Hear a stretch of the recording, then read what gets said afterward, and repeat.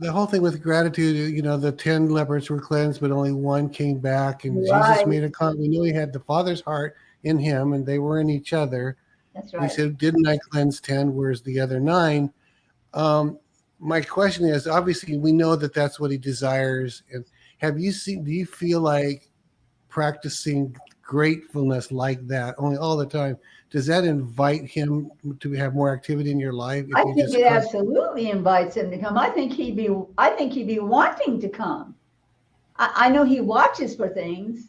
He watches to see if he is invited. He's watched to see if he's included, or do you ever really ask him?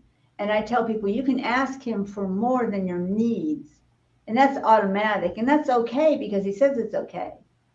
But what about asking for something more than that? What about going beyond that? Like ask, you maybe ask him to make sure that you get double blessed so that you can give that same blessing to someone else. That would really touch the heart of God, that you're including even others and esteem others more highly than yourself. I think that's something we also should be practicing at some time, maybe not 24 hours a day. But I do know that they do watch. The Father has a book he writes things in so that he can remember the things that you have done, even without being asked by him. So people think of them more as like they're high and mighty, way beyond me. I can't have their thoughts. That's wrong. I can't understand the things they do. That's wrong. They would never give me something like that. That's really wrong. Wow. We limit them by the way Yeah. we live our life in our man's head knowledge.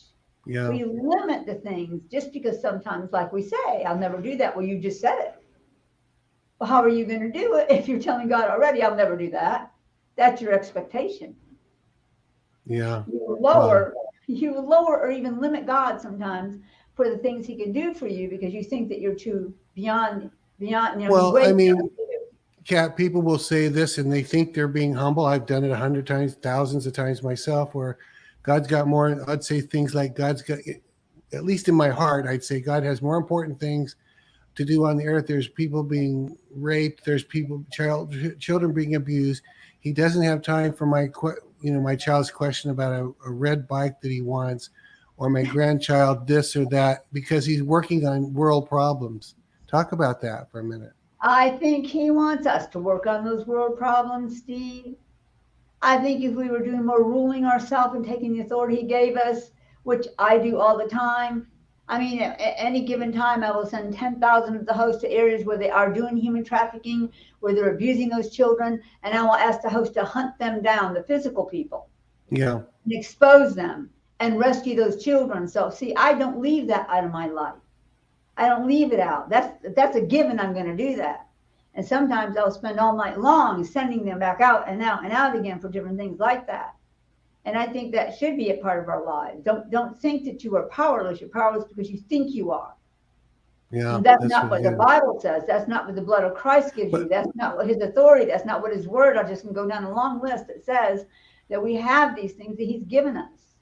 But he wants to see us rule. We rule by what we say. We rule by how we live.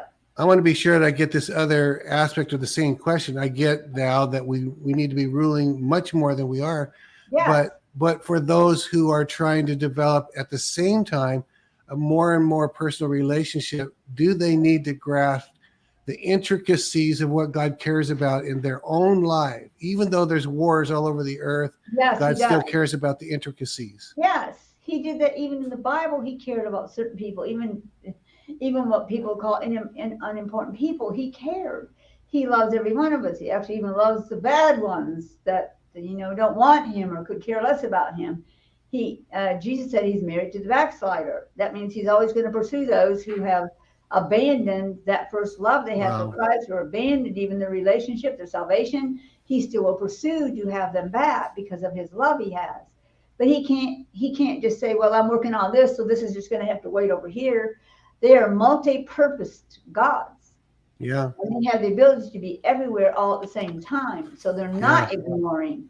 They are working on those things. But guess what? They have time to work on things for you too.